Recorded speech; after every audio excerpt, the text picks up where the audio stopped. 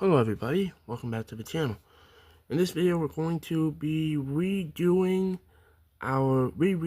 through the Chronicles of Narnia. We're going to start from the beginning with the Magician's Nephew, because at the previous times we did this, at that point in time we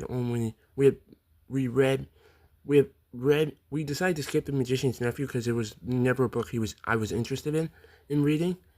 And so I had read the Chronicles of Narnia previously. I just reread that book again at that point in time while he was on that podcast app, Anchor, which is now Spotify for podcasters, excuse me. And I went on to read Prince Caspian, A Horse and His Boy, and I read the first two chapters of the Voyage of the Dawn Treader. So all the episodes are all over the place. Some are on Anchor or Spotify podcasters now, and the first two parts of The Voyage of the Dawn Treader are on the previous Wrestle Retunes channel. But I'm gonna start over. I'm basically gonna just, even though I've read the Wine, the Witch, and the Wardrobe, Prince Caspian, The Horse and His Boy, and read the first two chapters of The Voyage of the Dawn Treader, we're just gonna redo it over. We're gonna reread. So the Magician's Nephew, this is we're going to be reading it for the first time. So yeah. So this person has a blog spot about him rereading the Chronicles of Narnia series. So I'm going to be rereading the books.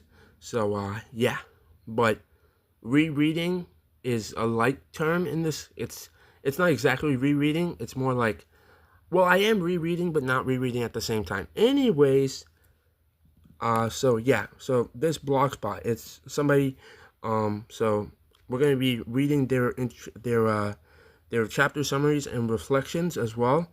So it's going to be interesting, doing that. So yeah, okay. A reflection on the Chronicles of Narnia. This blog is a chapter-by-chapter reflection on C.S. Lewis's The Chronicles of Narnia with an additional focus of virtually anything. Please feel free to discuss, comment, praise, or object at will. This first blog post is the introduction, and it was written on Monday, July 7th, 2014. Introduction. Summer has always been a time for summer projects, and so I have decided that my summer project this year will be a reflection blog as I reread C.S. Lewis's The Chronicles of Narnia.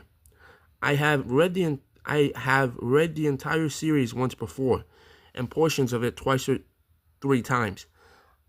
So The Magician's Nephew is a first-time read. The Silver Chair is a first-time read, and The Last Battle is a first-time read. So yeah, so just remember that. And The Voyage of the Dawn Treader is basically going to be a refresh because we're going to start from the first chapter of the book. So anyways, continuing on. The goal of this blog is not literary criticism or ensuring the highest degree of blog prose. I intend to make typos that I won't correct, and if you seek my highest form of writing, you will be utterly disappointed. And it's definitely not aimed at the reader of dry academic writing.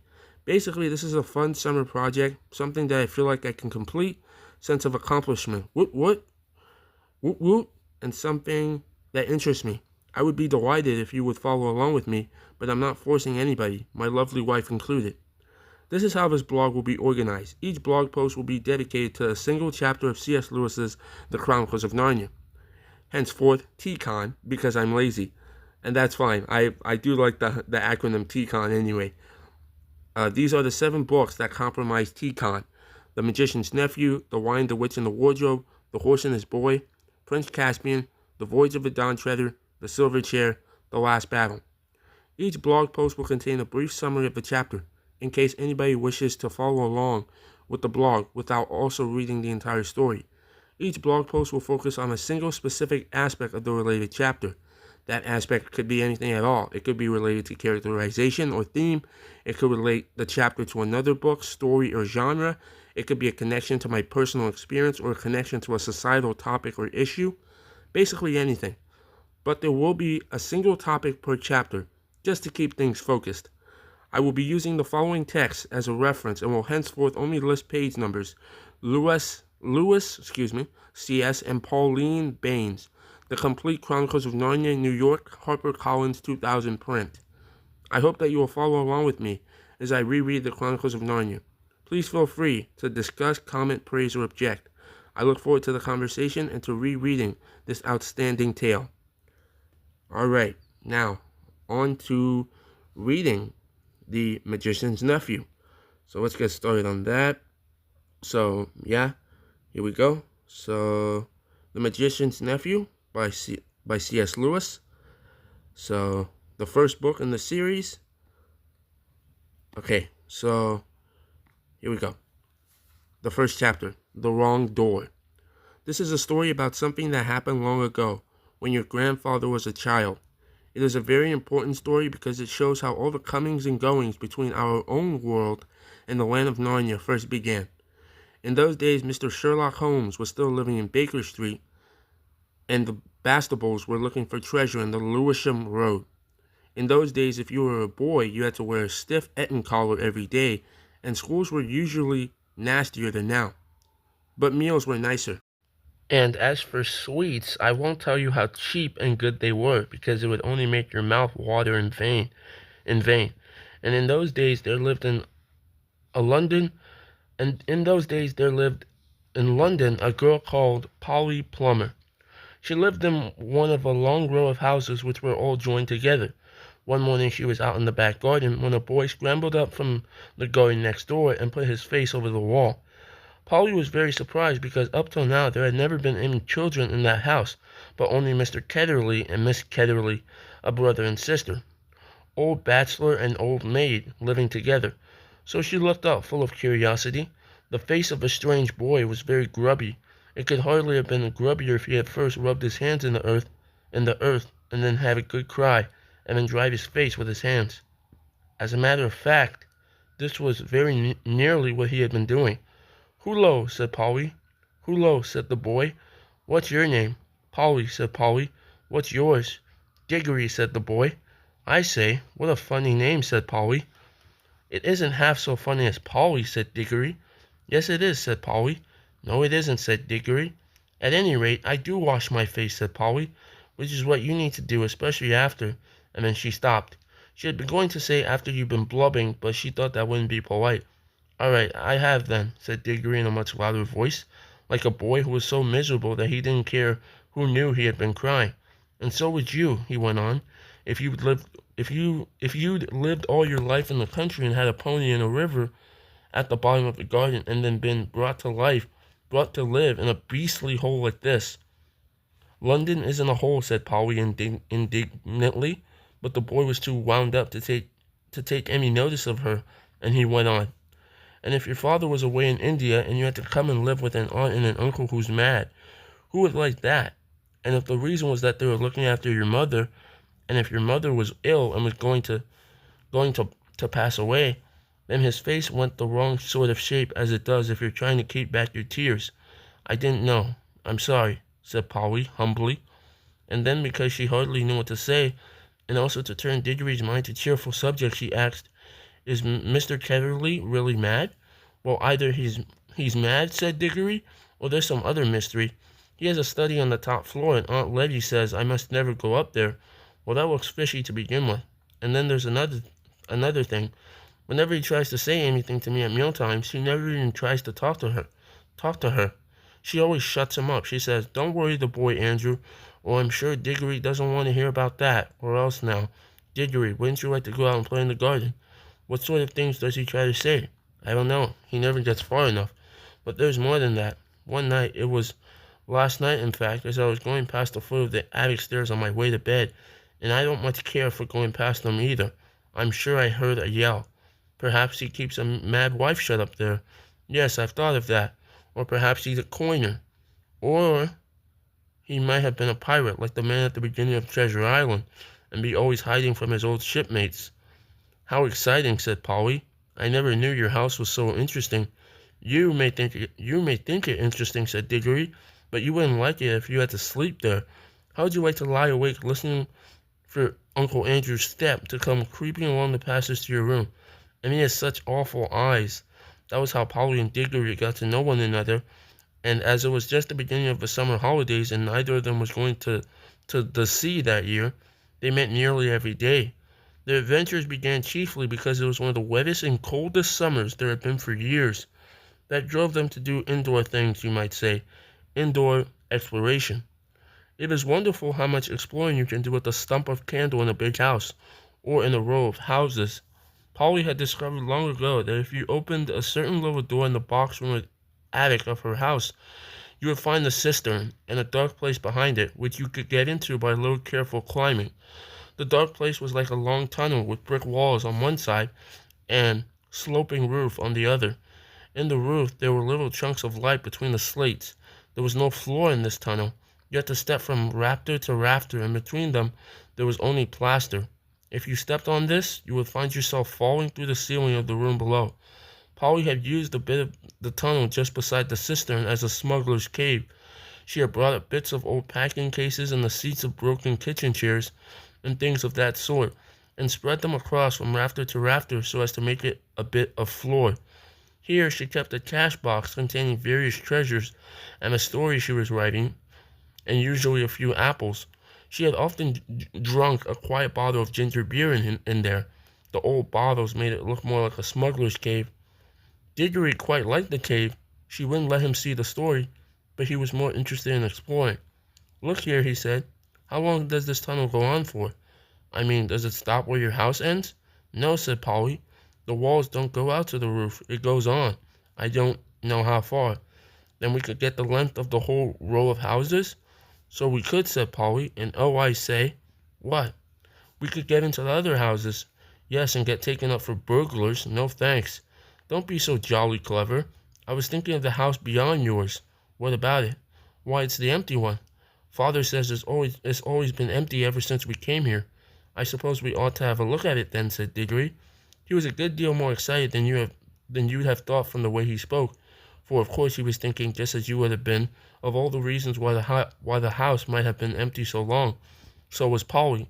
Neither of them said the word haunted, and both felt that once the thing had been suggested, it would be feeble not to do it. "Shall we go and try it now?" said Digory. "All right," said Polly. "Don't if you'd rather not," said Digory. "I'm game if you are," said she. "How are we to know when we're in the next house but one?" They decided they would have to go out into the box room and walk across it, taking steps, as long as the steps from one rafter to the next. That would give them an idea of how many rafters went to a room. Then they would allow about 4 more for the passage between the 2 attics and Polly's house, and then the same number for the maid's bedroom as for the box room. That would give them the length of the house. When they had done that distance twice, they would be at the end of Digory's house.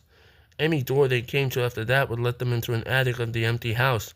"But I don't expect it's really empty at all," said Digory. "What do you expect?" "I expect somebody lives there in secret, only coming in and out at night with a dark lantern. We shall probably discover a gang of desperate criminals and get a reward. It's all rot to say a house would be empty all those years unless there was some mystery." "Father thought it must be the drains," said Polly. "Pooh! Grown-ups are always thinking of uninteresting explanations," said Digory. Now that they were talking by daylight in the attic instead of by candlelight in the smuggler's cave, it seemed much less likely that the empty house would be haunted. When they had measured the attic, they had to get a pencil and do a sum. They both got different answers to it at first, and even when they agreed, I am not sure they got it right. They were in a hurry to start on the exploration. "We mustn't make a sound," said Polly as they climbed in again, behind the cistern. Because it was such an important occasion, they took a candle each. Polly had a good store of these in her cave. It was very dark and dusty and draughty, and they stepped from rafter to rafter without a word, except when they whispered to one another, "We're opposite your attic now," or "This must be halfway through our house," and neither of them stumbled and the candles didn't go out, and at last they came where they could see a little door in the brick wall on their right. There was no bolt or handle on this side of it, of course, for the door had been made for getting in, not for getting out.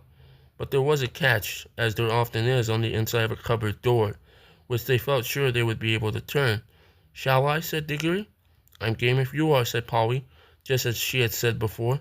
Both felt that it was becoming very serious, but neither would draw back.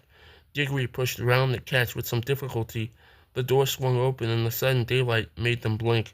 Then with a great shock they saw that they were looking, not into a deserted attic, but into a furnished room.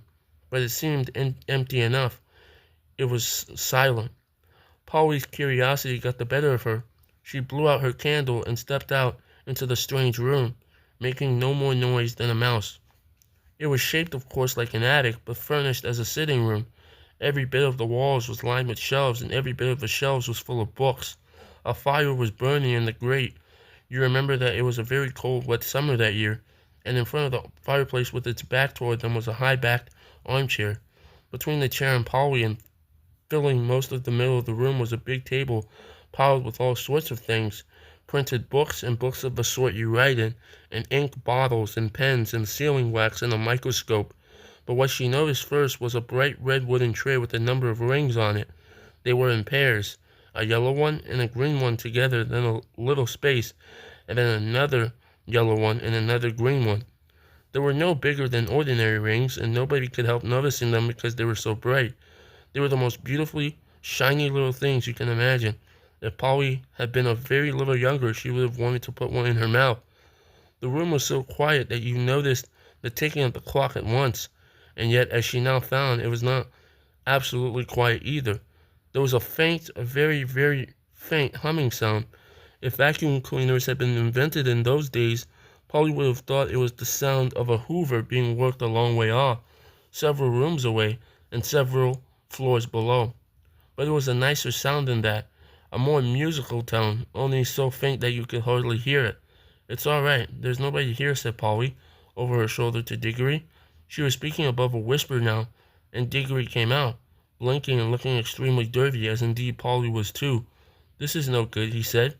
"It's not an empty house at all. We'd better leave before anybody comes."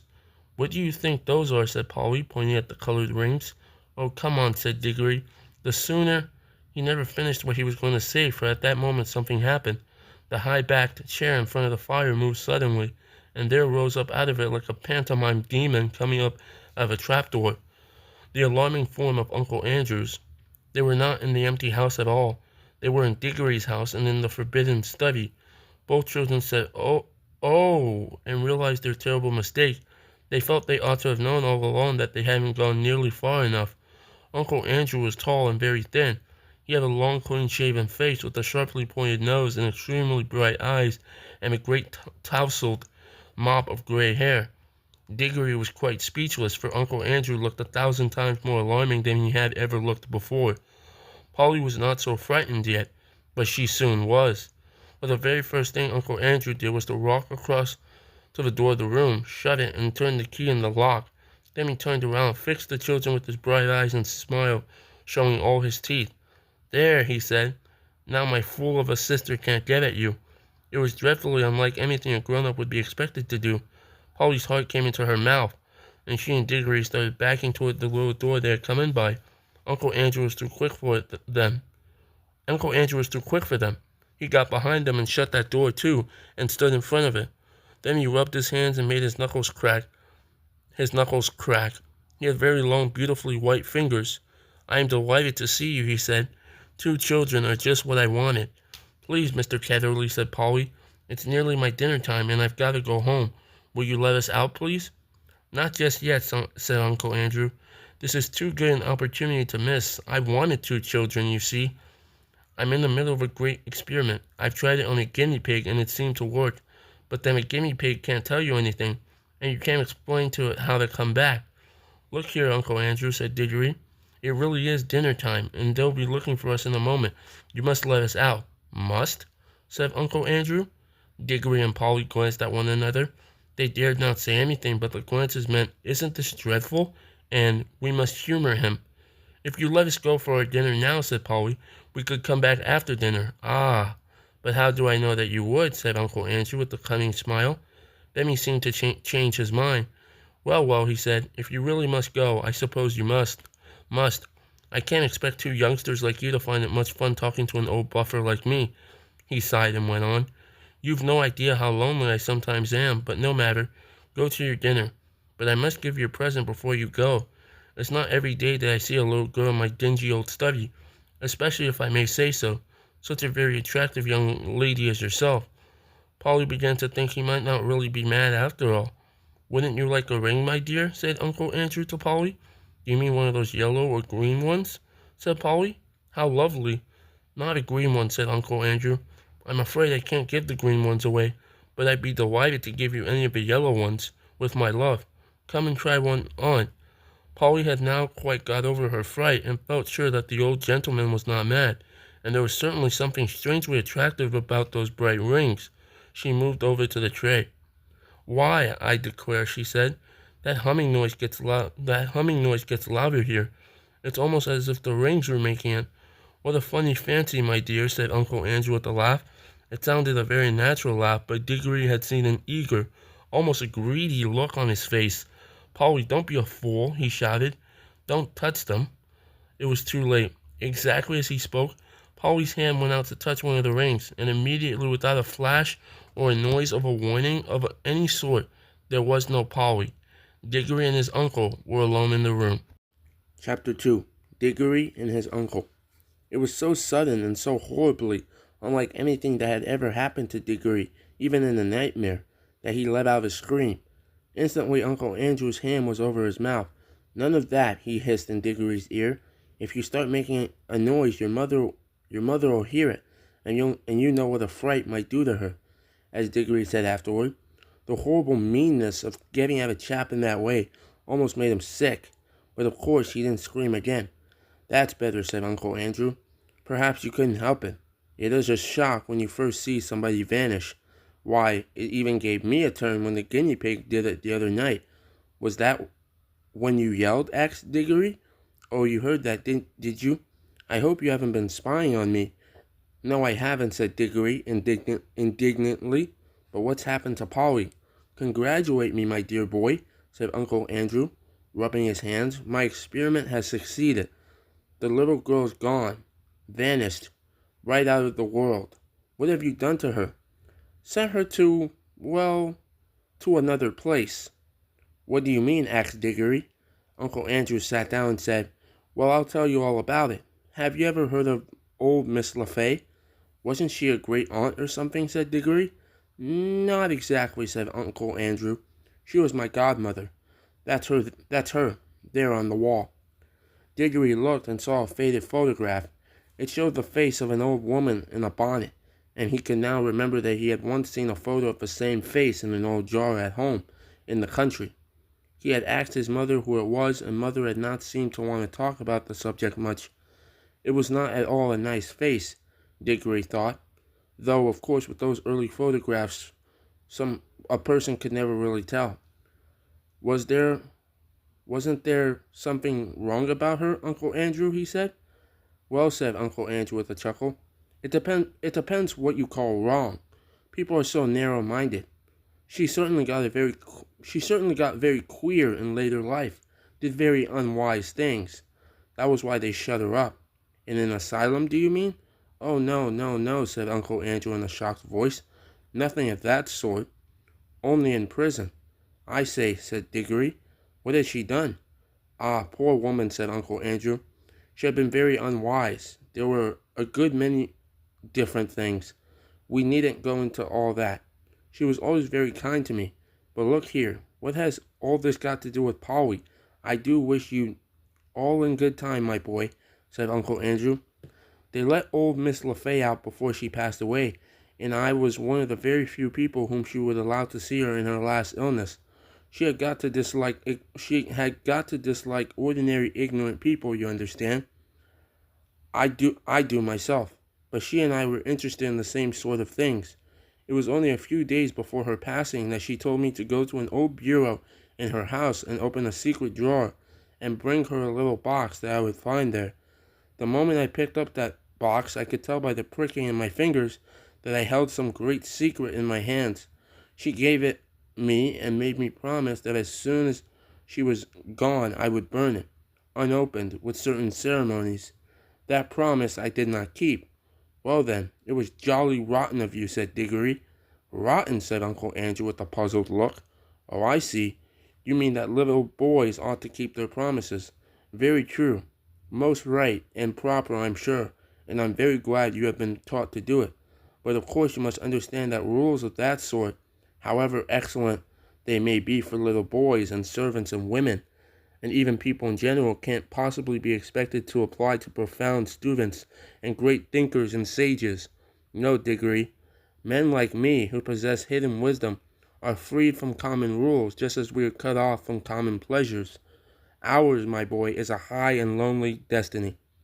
As he said this, he sighed, and looked so grave and noble and mysterious that for a second Digory really thought he was saying something rather fine. But then he remembered the ugly look he had seen on his uncle's face the moment before Polly had vanished, and all at once he saw through Uncle Andrew's grand words. All it means, he said to himself, is that he thinks he can do anything he likes to get anything he wants. Of course, said Uncle Andrew, I didn't dare to open the box for a long time, for I knew it might contain something highly dangerous. For my godmother was a very remarkable woman.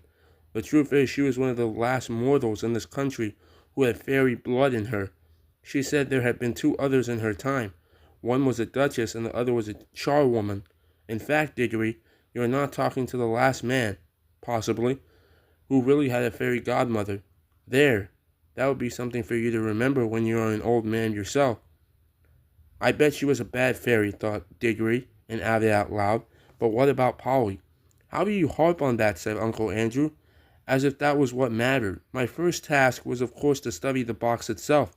It was very ancient, and I knew enough even then to know that it wasn't Greek, or Old Egyptian, or Babylonian, or Hittite, or Chinese. It was older than any of those nations. Ah, that was a great day when I at last found out the truth. The box was Atlantean. It came from the lost island of Atlantis. That meant it was centuries older than any of the Stone Age things they dig up in Europe, and it wasn't a rough, crude thing like them either. For in the very dawn of time, Atlantis was already a great city with palaces and temples and learned men. He paused for a moment as if he expected Digory to say something, but Digory was disliking his uncle more every minute, so he said nothing. Meanwhile, continued Uncle Andrew, I was learning a good deal in other ways. It wouldn't be proper to explain them to a child about magic in general. That meant that I came to have a fair idea what sort of things might be in the box. By various tests, I narrowed down the possibilities. I had to get to know some devilish queer people, and go through some very disagreeable experiences. That was what turned my head gray. One doesn't become a magician for nothing. My health broke down in the end, but I got better, and at last I actually knew. Although there was not really the least chance of anybody overhearing them, he leaned forward and almost whispered as he said, the Atlantean box contained something that had been brought from another world, when our world was only just beginning. What? Asked Digory, who was now interested in spite of himself. Only dust, said Uncle Andrew. Fine. Dry dust. Dry dust. Nothing much to look at. Not much to show for a lifetime of toil, you might say. Ah, but when I looked at that dust, I took jolly good care not to touch it, and thought that every grain had once been in another world. I don't mean another planet, you know. They're part of our world, and you could get to them if you went far enough. But a really other world, another nature, another universe, somewhere you would never reach even if you traveled through the space of this universe forever and ever. A world that could be reached only by magic. Well, here, Uncle Andrew rubbed his hands till his knuckles cracked like fireworks.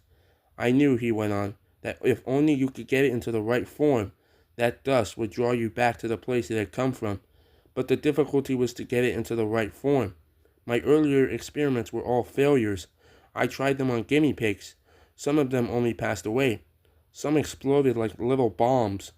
It was a jolly cruel thing to do, said Digory, who had once had a guinea pig of his own. How do you keep getting out the point, said Uncle Andrew. That's what the creatures were for. I bought them myself. Let me see. Where was I? Ah, yes. At last I succeeded in making the rings, the yellow rings. But now a new difficulty arose. I was pretty sure now that a yellow ring would send any creature that touched it into the other place. But what would be the good of that if I couldn't get them back to tell me what they had found there? And what about them, said Digory. A nice mess they'd be in if they couldn't get back.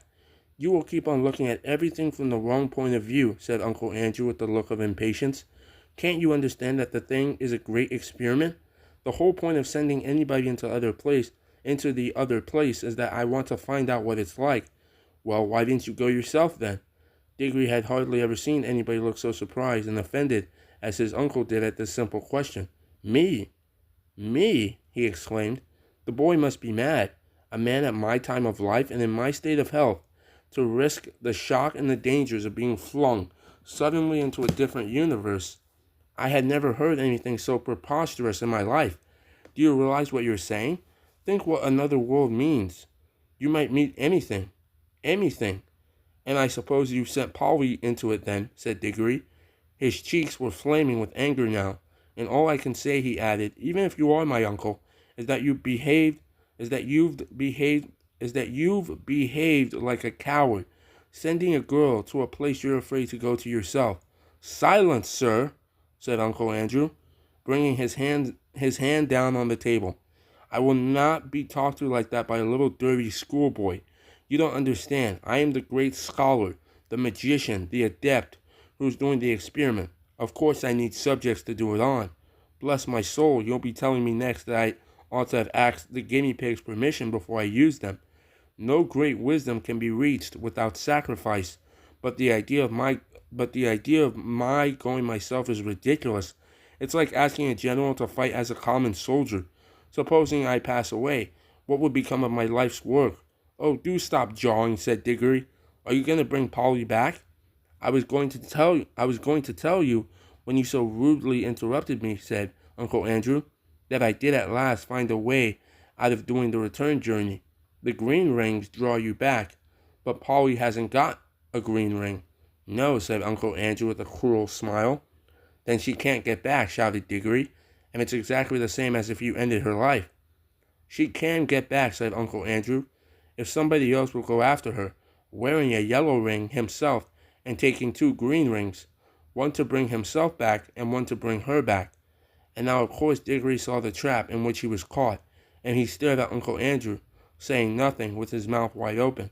His cheeks had gone very pale. Very pale.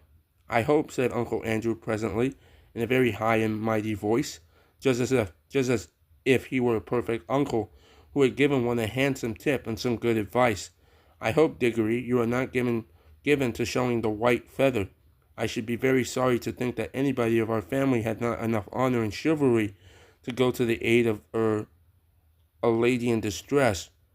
Oh, shut up, said Digory. If you had any honor and all that, you'd be going yourself, but I know you won't.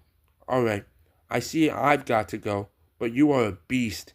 I suppose you planned the whole thing so that she'd go without knowing it, and then I'd have to go after her. Of course, said Uncle Andrew with his hateful smile. Very well, I'll go. But there's one thing I jolly well mean to say first. I didn't believe in magic till today. I see now it's real. Well, if it is, I suppose all the old fairy tales are more or less true, and you're simply a wicked, cruel magician like the ones in the stories. Well, I've never read a story in which people of that sort weren't paid out in the end, and I bet you will be, and serve you right. Of all the things Digory had said, this was the first that really went home.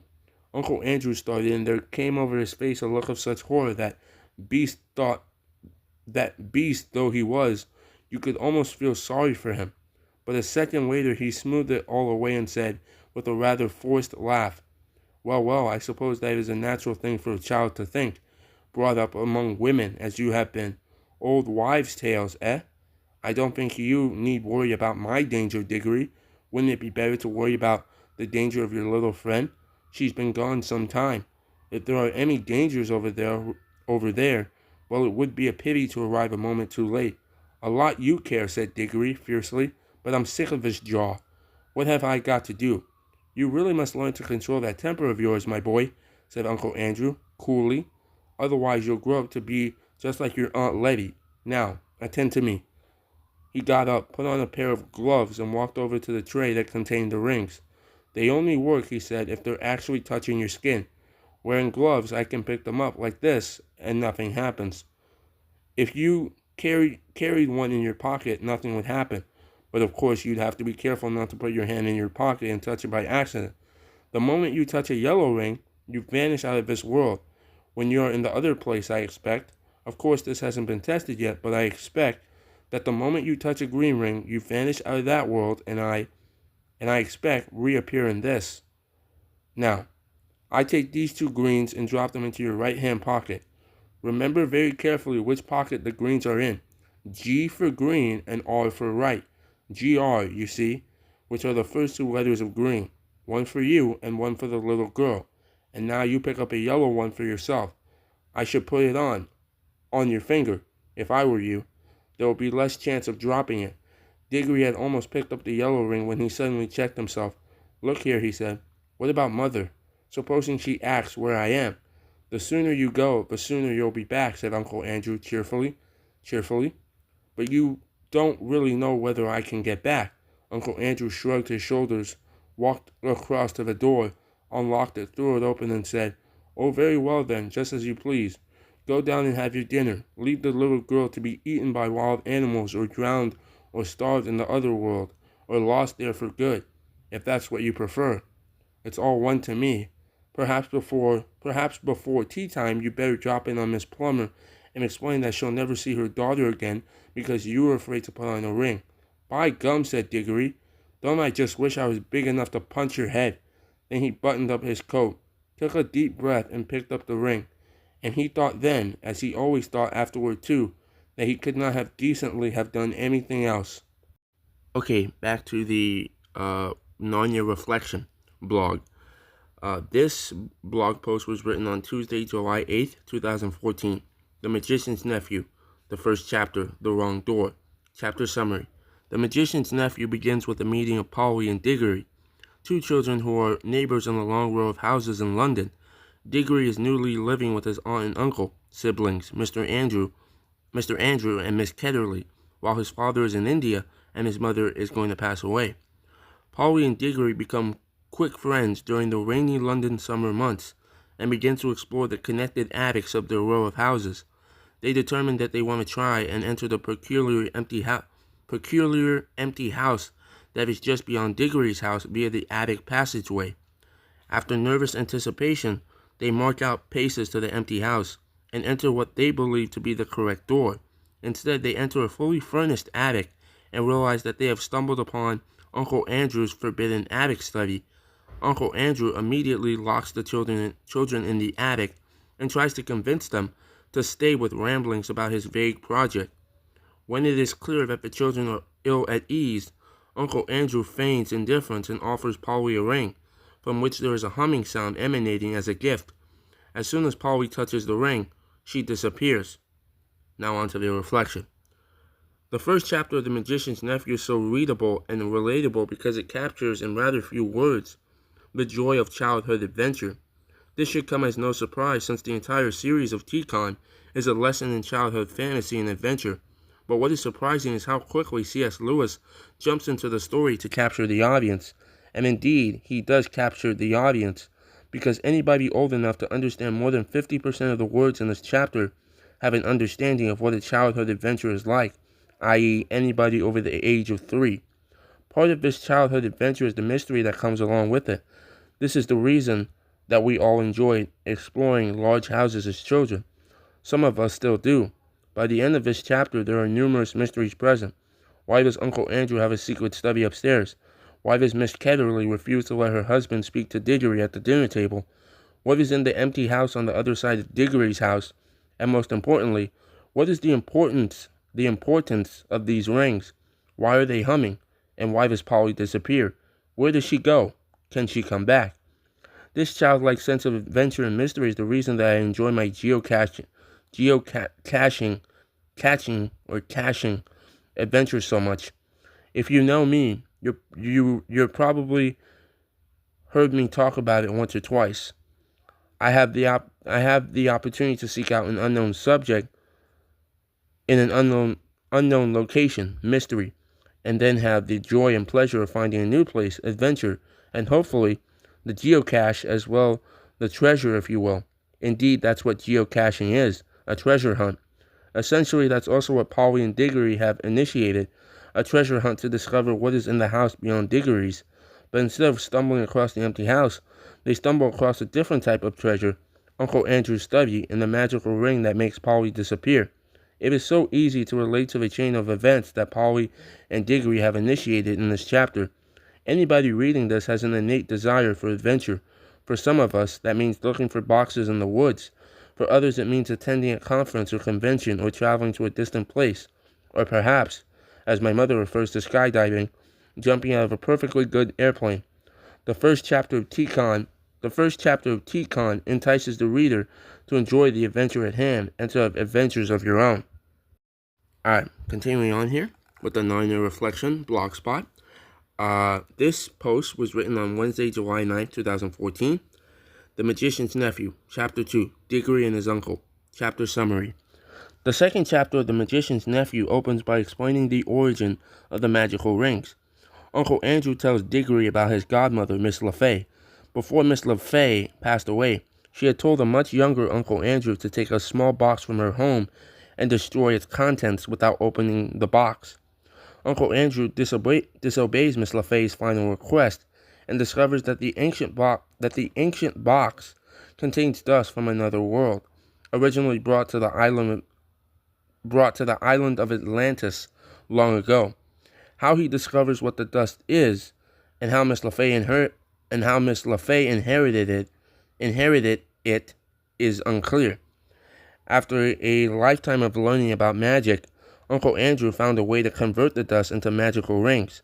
The yellow ones send beings into the other world, and the green ones allow beings to return to our world.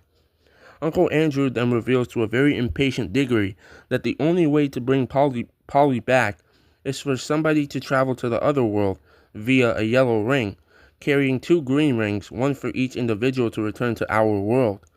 Uncle Andrew makes it clear that this is Digory's responsibility. Digory, feeling angry, betrayed, and manipulated, complies. Now onto the reflection. I think Chapter 2 of The Magician's Nephew teaches an interesting lesson, particularly to adult readers. That lesson is an unfortunate one, but it's a lesson that we all encounter at some point in our lives. Adults can be bullies too. Damn. Now at this point, we don't have a whole ton of backstory about Uncle Andrew. All we know is that he has spent a lifetime of research perfecting these magical rings, and for the first time he has managed to manipulate another human being into traveling into the other world, something that he would never ever do himself. When Digory reveals this hypocrisy, rightfully so, Uncle Andrew replies, "You don't understand. I am the great scholar, the magician, the adept, who is doing the experiment.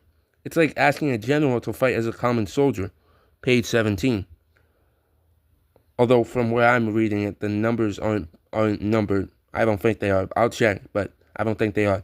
Continuing on. But from his copy, it's on this line is from page 17. Anyways, throughout the entire chapter, Digory is keenly aware that Uncle Andrew is being a bully, and the awareness only strengthens when Digory realizes that he too has been manipulated in the situation. Only he can bring Polly back. Only once does Uncle Andrew demonstrate that he has enough humanity to understand the cruelty he has inflicted on these 2 children, but he only understands when the situation is related back to him, just like a true narcissist. Wow. When Digory agrees to go retrieve Polly, he first says, "I'll go, but there's one thing I jolly well mean to say first. You're simply a wicked, cruel magician like the ones in the stories. Well, I've never read a story in which people of that sort weren't paid out in the end, and I bet you will be, and serve you right." Page 17. It's a sad lesson that Digory has learned, and it's a sad lesson that we all continue to learn every day. Adult bullies are definitely out there. The individual who cuts you off in heavy rain and traffic because you dare to go below the speed limit. The friend from middle school who calls your cell phone 60 times during your The friend from middle school who calls your cell phone 60 times during your rehearsal dinner because she's upset that she isn't invited to your wedding. Yup, that happened. The people who commit hate crimes, those who abuse, frighten, or manipulate children and animals, Uncle Andrew and Uncle Andrew. The list goes on and on. The lesson is not a joyful one to learn, and it certainly displeases Digory, but this chapter is also a lesson in awareness. If you surround yourself as an adult or child with people who are aware of the negative impacts of bullies, you are less susceptible to the impact of those bullies. Unfortunately for Digory, he is alone in the attic with Uncle Andrew. Unlike Digory, I was with all of my best friends, family, and wife-to-be during my rehearsal dinner, and that's why my bully was not nearly as triumphant as Uncle Andrew. Alright, and that finishes it up. We hopefully next time we get to read chapters 3 and 4. So yeah. Yeah, so that's pretty much all I wanted to say. The book. So yeah, so far it's the book is fine. But hopefully we get to continue. Hopefully we get to continue reading it. So chapters 3 and 4, as I said before, and then we're going to continue doing the reading the chapter summaries and reflections from the Narnia Reflection blogspot. So yeah, it's gonna be very interesting to continue reading those because I was already reading them for Prince Caspian, The Horse and His Boy, and The Voids of a Dawn Treader, but now I'm gonna redo it. So it's gonna be interesting going back through those again. But anyways, I hope to. So hopefully again, hope to continue reading. Gonna hopefully this time go through all of the books. So yeah, that's pretty much it. So hopefully next time, look out for chapters 3 and 4. So yeah, and the summary and the summaries and reflections of those chapters. All right, that's it. Been rambling. Continue to speak. Yeah, that's pretty much it. So yeah, bye.